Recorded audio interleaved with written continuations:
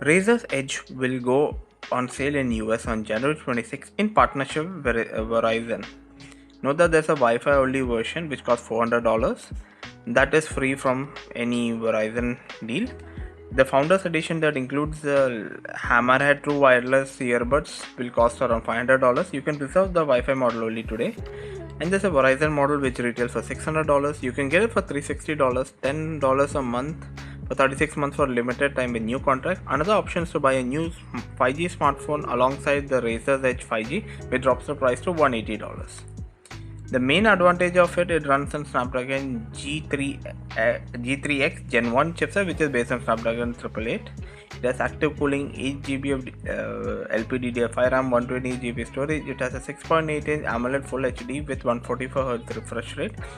It has Wi-Fi 6E, it has Bluetooth 5.2, it has 5000 mAh battery. It weighs around $264 and it's a very good choice if people want to stream games.